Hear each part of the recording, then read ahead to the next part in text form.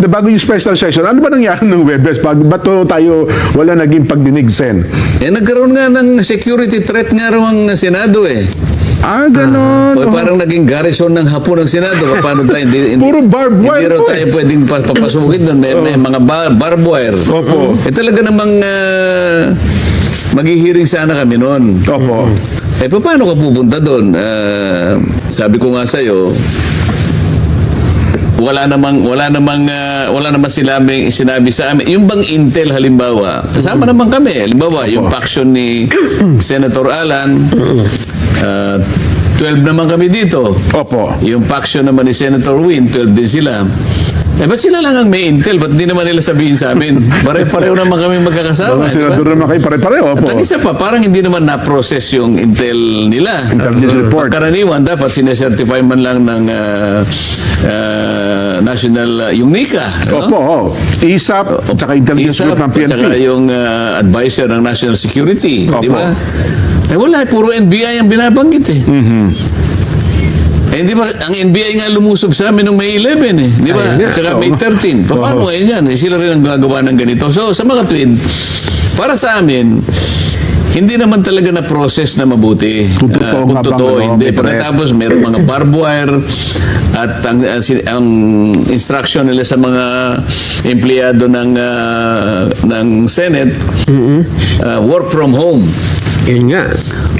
Sino tutulong sa amin doon? Kaya kailanganin naman namin, lalong-lalo na yung Blue Ribbon Committee, na nung unang pagdinig, hindi na nga nila nakatulong sa amin dahil ang instruction nila, huwag kayong papasok. Work from home daw lahat. So, hindi namin naituloy dyan dahil nga doon sa difficulty ng pag-hearing kung wala naman yung mga technical people na tutulong sa amin.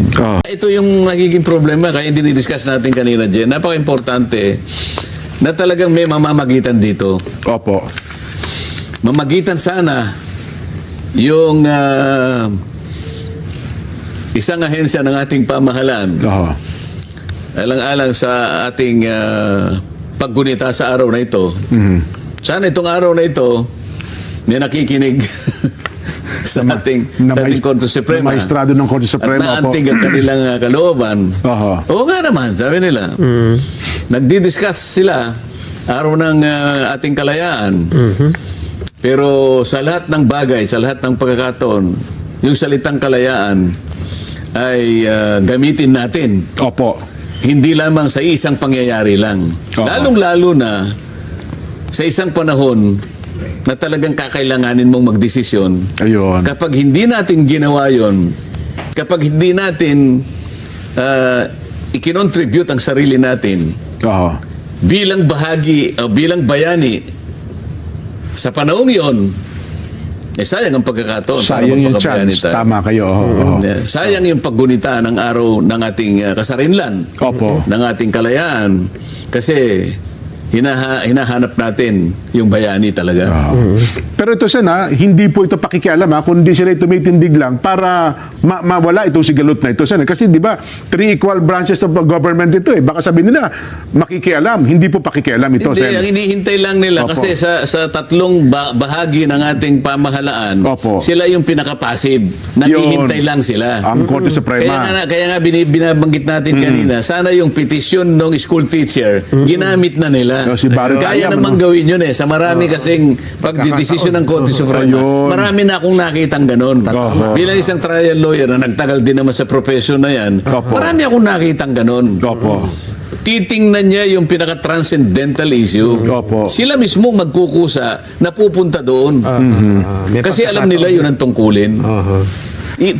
Aalisin na nila yung technicality. Sasabihin nila, hindi po pwedeng mamayani yung technicality at ang magsasakripisyo, sabi niya, yung substantive part ng ating pagdidesisyon.